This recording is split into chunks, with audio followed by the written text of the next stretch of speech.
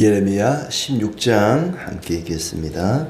여호와의 말씀이 또 내게 임하여 이르시되 너는 이 땅에서 아내를 맞이하지 말며 자녀를 두지 말지니라. 이곳에서 낳은 자녀와 이 땅에서 그들을 해산한 어머니와 그들을 낳은 아버지에 대하여 여호와께서 이와 같이 말씀하시오니 그들은 독한 병으로 죽어도 아무도 슬퍼하지 않을 것이며 묻어주지 않아 지면에 분토와 같을 것이며 칼과 기근에 망하고 그 시체는 공중의 새와 땅의 짐승의 밥이 되리라.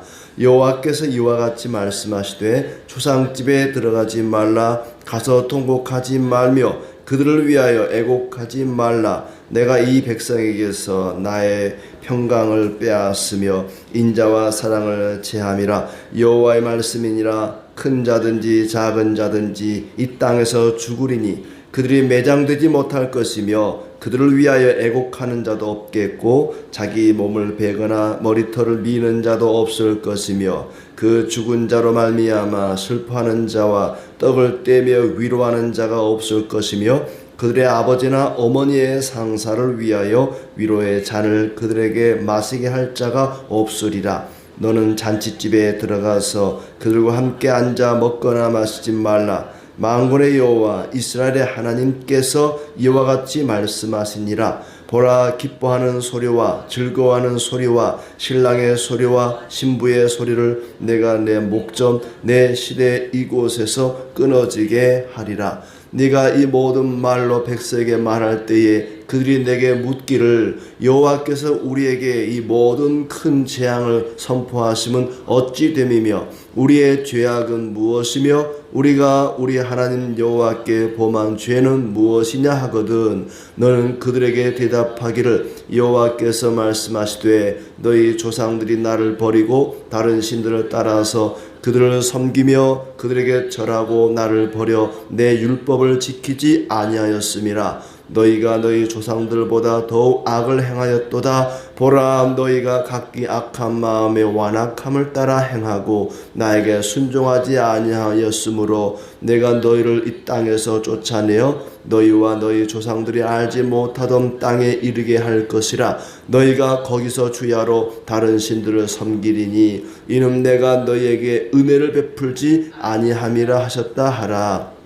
여호와의 말씀이니라. 그러나 보라, 날이 이르리니 다시는 이스라엘 자손을 애굽 땅에서 인도하여 내신 여호와께서 살아계심을 두고 맹세하지 아니하고 이스라엘 자손을 북방 땅과 그 쫓겨났던 모든 나라에서 인도하여 내신 여호와께서 살아계심을 두고 맹세하리라. 내가 그들을 그들의 조상들에게 준 그들의 땅으로 인도하여 드리리라.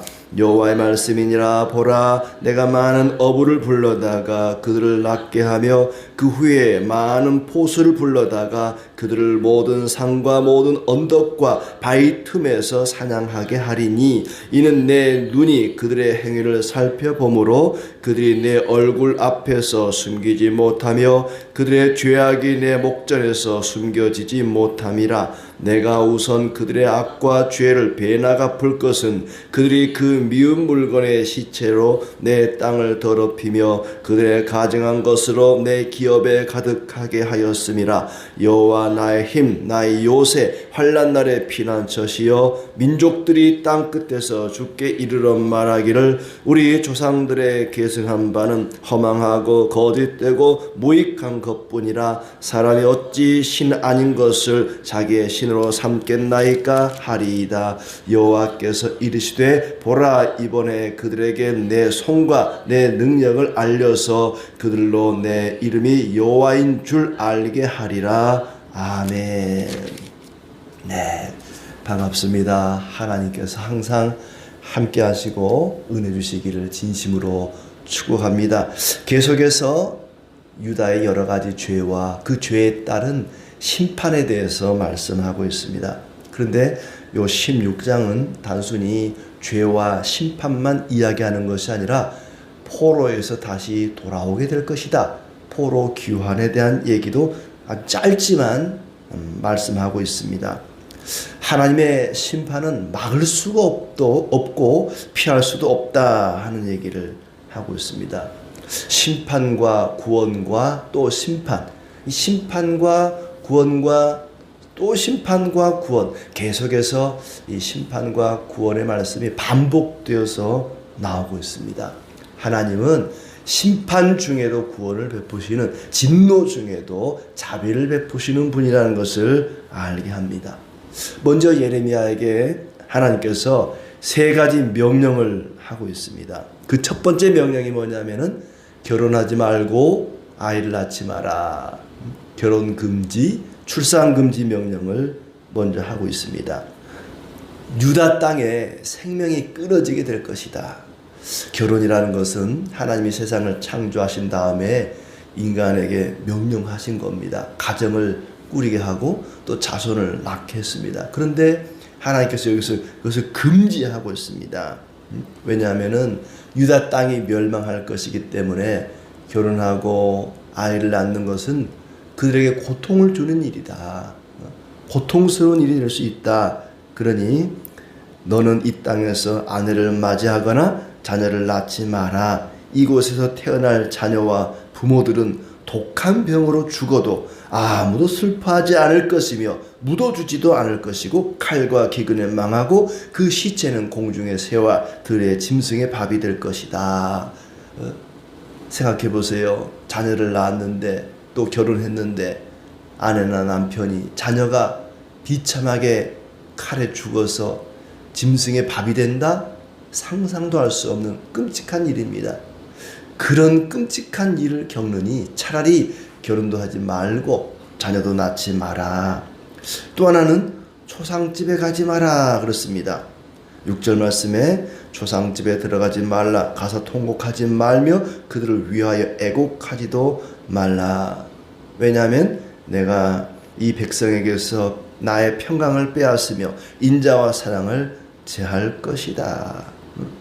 사람이 죽어도 눈물 한 방울 흘릴 수 없는, 아무도 누구를 위로할 수도 없는, 모조리 다 죽기 때문에 누가 누구를 위로할 수도 없습니다. 더 이상 위로가 필요 없는 그런 세상이 될 것이다. 유다의 죄가 얼마나 극심하면 하나님의 심판을 막을 수도 없고 피할 수도 없다는 것을 이런 식으로 결혼도 하지 마라, 아이도 낳지 마라, 초상집에도 가지 마라. 유가족을 위로하는 자도 없고 슬퍼하는 자도 없을 것이다. 세 번째는 잔치집에 가지 마라 그랬습니다. 8절을 보니까 너는 잔치집에 들어가서 그들과 함께 앉아 먹고 마시지 마라. 잔치 자리 자체가 없을 것이다. 사회생활 자체가 불가능한 그런 일이 올 것이라는 얘기입니다. 내가 기뻐하는 소리, 즐거워하는 소리, 신랑 신부의 소리를 끊어지게 할 것이다. 실제로 그렇게 되지요. 유다 백성들이 포로로 붙잡혀 가게 되면은 뭐 내 나라도 아니고 우리 동네도 아니고 남의 나라 낯선 땅에 가서 서로 고립되어서 정말 외롭고 슬프고 고달픈 하루하루를 보내게 될 것입니다. 누구 무슨 뭐 결혼한다고 잔치집을 간다거나 뭐 돌잔치를 간다거나 그런 일이 있을 수 없다는 거예요. 남의 나라 포로 생활 전쟁에 패해가지고 끌려가서 타향살이 하는데 내가 하고 싶다고 무슨 뭐 잔치하고 뭐 심지어 누가 죽어도 위로할 수도 없다는 겁니다. 위로할 자도 없다는 거죠. 사회생활이 불가능하게 될 것이다. 철저하게 멸망해서 고립되게 될 것을 이야기하고 있습니다. 백성들에게 그렇게 말하라는 거예요. 결혼도 하지, 예레미야 자신이 결혼도 하지 않고 아이도 낳지 않고 또 초상집, 잔치집도 가지 마라. 백성들에게 철저히 이 나라가 망하게 될 것을 말해라. 그럴 때 백성들이 묻는다는 겁니다. 10절에 네가 이 모든 말로 백성에게 말할 때에 그들이 내게 물을 것이다. 여호와께서 우리에게 이 모든 큰 재앙을 선포하시면 어찌 됨이며 우리의 죄악은 무엇입니까? 우리가 무슨 죄를 지었기에 그런 큰 재앙을 당해야만 합니까? 하나님이 나에게 잔치집도 가지 말고 초상집도 가지 말고 결혼도 말고 아이도 낳지 말라 그랬다. 라고 말하면 사람들이 아니 우리가 무슨 죄를 지었길래 그렇게 큰 재앙을 당해야 됩니까? 라고 묻거든 너는 이렇게 말해라. 하나님께서 얼마나 친절한지 앞으로 백성들이 무슨 질문을 할 건지 또 그 질문에 대해서 답변까지 다 알려주십니다. 하나님 정말 친절하신 분입니다. 뭐라고 답을 할 것이냐? 11절에 너희 조상들이 나를 버리고 다른 신을 따라 섬기며 나를 버려 내 율법을 지키지 않았기 때문에 그런 재앙을 당할 것이다. 답을 주라는 겁니다. 그 조상들만 그런 게 아니죠. 12절에 보면 너희는 조상들보다 더욱 악을 행하였다. 너희가 각기 악한 마음으로 완악함을 따라 행하고 나에게 순종하지 아니하였으므로 이 땅에서 쫓겨나서 너희 조상들이 알지 못하던 땅에 이르게 될 것이다. 거기서 너희가 섬기고 싶어하던 다른 신 실컷 섬기게 될 것이다. 너희와 너희 조상들의 죄 때문에 너희가 이 나라에서 쫓겨나서 너희 조상들이 알지 못하던 그 땅 바벨론 땅이 되겠죠. 거기로 쫓겨나서 다른 신들을 섬기게 될 것이다. 그러면서 하시는 말씀이 내가 너희에게 은혜를 베풀지 않았기 때문이다. 하나님이 그들에게 은혜를 베풀지 않았기 때문에 평범한 일상, 결혼하고 아이 낳고 결혼 잔치하고 돌잔치하고 평범한 일상이지 않습니까? 누구가 죽으면 가서 위로하고 눈물 흘려주고 슬퍼하고 평범한 사회생활입니다.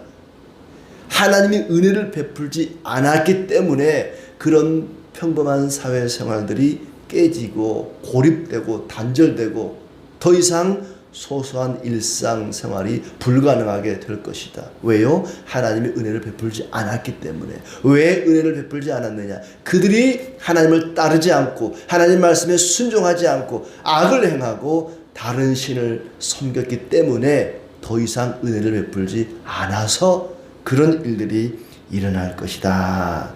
그러나 14절부터는 이제 반전입니다. 보라 날이 이르리니 어떤 날이 올 것이다. 포로 귀환의 날입니다.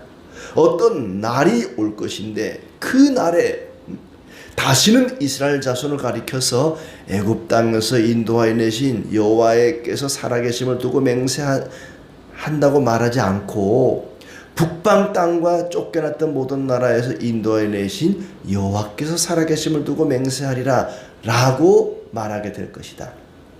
무슨 얘기냐면은 바벨론 포로 귀환이 얼마나 큰 사건이고 위대한 일이고 엄청난 일이면 사람들이 그 전까지는 이스라엘 백성들을 말할 때 애굽 땅에서 인도하여 내신 여호와 이렇게 표현을 했는데 그 여호와 이름으로 맹세를 했는데 이제 바벨론 포로 귀환 이후에는 북방 땅 바벨론 땅이겠죠.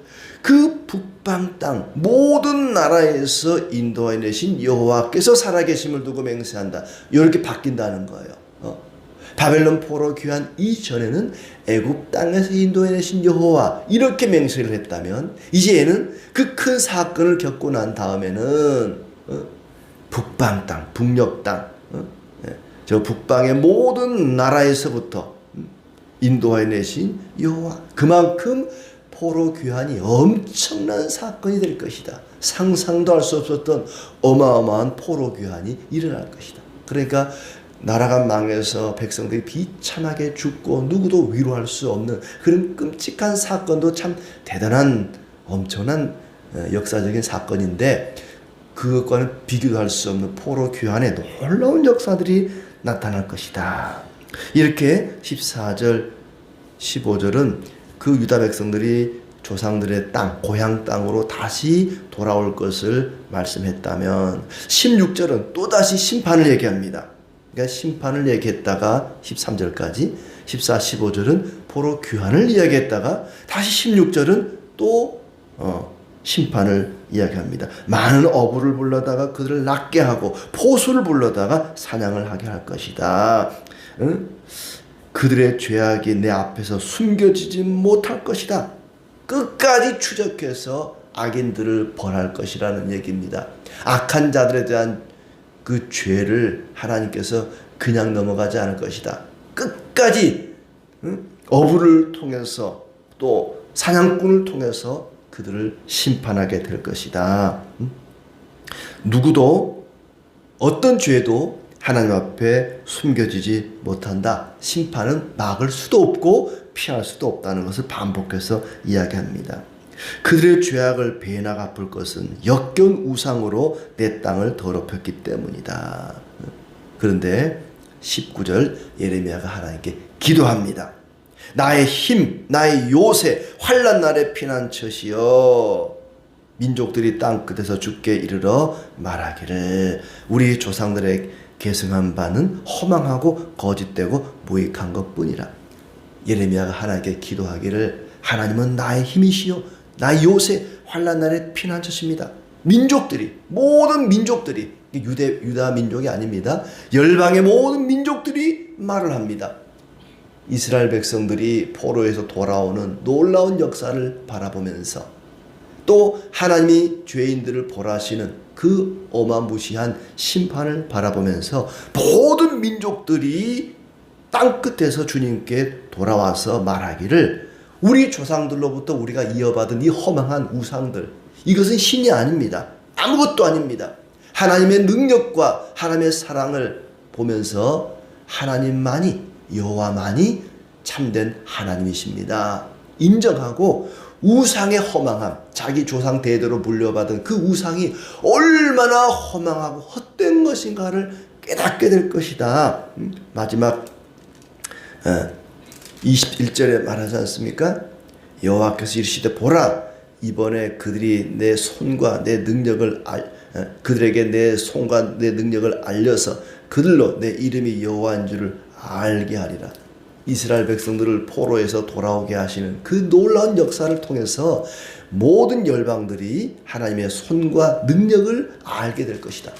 하나님의 그 이름, 여호와라고 하는 그 이름, 홀로 존재하시는 전능하신 그 하나님을 알게 될 것이다. 하나님의 심판과 사랑을 통해서 그 진노와 자비를 통해서 많은 열방들이 하나님께로 돌아오게 될 것인데, 우상의 허망함을 깨닫고 그것을 버리고 여호와께로 돌아오게 될 것인데, 하나님의 손과 능력을 알게 될 것이다. 여호와의 이름을 알게 될 것이다. 하나님께서 얼마나 위대하신 분인지 열방이 알고 돌아오게 될 것이라는 얘기입니다. 세상 만민이 그렇게 말한다는 것입니다. 이방인들까지 구원받을 것을 말씀하고 있는 내용이죠. 이방에까지, 열방을 향해서 복음이 전파될 것을 말씀합니다. 유다의 심판과 그들의 포로 귀환이라고 하는 놀라운 역사를 통해서 하나님의 능력을 인정하고 우상을 버리고 하나님께로 열방이 돌아올 것을 말씀하는 것이죠. 하나님께서는 죄악은 반드시 심판당할 것이다. 누구도 막을 수 없고 피할 수 없다는 것을 말씀합니다. 유다 백성들이 착각한 것은 하나님은 사랑의 하나님일 뿐이다. 하나님은 결코 우리를 멸망하거나 우리의 평강을 빼앗아가지 않을 것이라고 착각했습니다. 거짓 선지자들이 그렇게 가르쳤고 백성들은 그 말을 받아들인 것이죠. 착각입니다. 하나님은 사랑의 하나님이시지만 동시에 죄악을 그냥 넘어갈 수 없는, 아무리 작은 죄라도 그냥 넘어갈 수 없는, 반드시 심판하시는 공의의 하나님이십니다. 공의와 사랑의 하나님이신 거죠. 심판 중에도 자비를 베푸시는 하나님을 이야기합니다. 열방이 그것을 알게 할 것이다. 열방이 그것을 알고 회개하고 우상을 버리고 하나님께로 돌아오게 될 것이다. 하나님이 공의의 하나님이시고 사랑의 하나님이시라는 것을 깨닫고 돌아오는 것은 하나님의 은혜입니다. 하나님 은혜가 아니니까, 하나님 은혜를 베풀지 않으니까 유다 백성들이 하나님을 버리고 우상을 따르지 않습니까? 우리가 예수님을 통해서 하나님을 알고 믿고 섬기는 것이 하나님 은혜입니다. 은혜 베풀지 않으면 결코 그런 일이 있을 수 없습니다. 13절 끝에 다시 보면 이는 내가 너희에게 은혜를 베풀지 아니함이라. 그들이 우상을 섬기고 하나님을 버리고 멸망길로 간 것은 하나님이 은혜를 베풀지 않았기 때문입니다. 은혜를 베풀지 않으면 소소한 일상이 다 파괴됩니다. 시집가고 장가가고 아이 낳고 돌잔치 가고 초상집 가서 위로하고 이런 사회생활 소소한 일상의 은혜가 하나님이 베풀지 않으면 그 은혜가 다 깨지고 맙니다. 매일매일 소소한 일상 속에서 우리가 누리는 모든 일이 하나님의 은혜인 줄 알고 감사하며 살아가기를 바랍니다. 하나님 은혜가 아니면 우리는 죄악 가운데 빠져서 심판을 당하고 멸망을 당하고 말 것입니다. 하나님을 알고 하나님께로 돌아온 것 자체가 하나님 은혜인 줄 알고 그 은혜에 감사하며 살아가는 복된 날 되기를 진심으로 축복합니다.